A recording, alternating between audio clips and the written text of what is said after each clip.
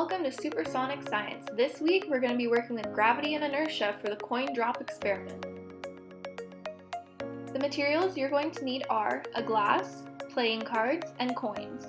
Start by placing a playing card on top of the glass and then placing a coin in the center of the playing card.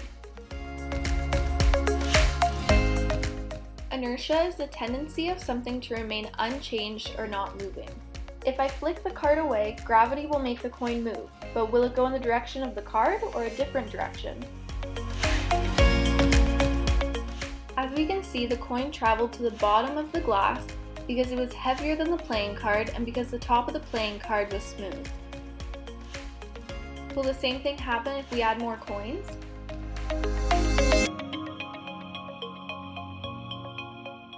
How about if we add more coins and playing cards?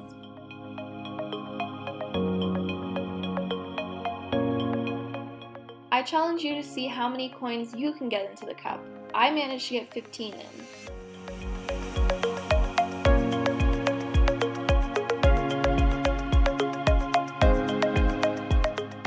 Next, try experimenting with different materials, for example, a piece of paper. So the same thing happens with one coin, but how about more? Try for yourself. Next, try with another material, sandpaper. Does the rough surface change the results?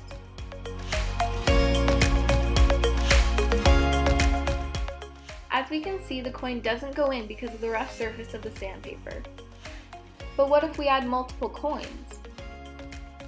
As you can see, it's harder to get them in, but they do end up in the cup. This is because the weight of the coins are heavier than the sandpaper. Next, try switching up the coins for other items. For example, I used this Eiffel Tower keychain. Will the same thing happen? And how about with the sandpaper? Same as with the coins, the Eiffel Tower moves with the sandpaper. And finally, how about with a thin piece of paper? And what if we were to switch out the coins with a lighter object, for example, a petal?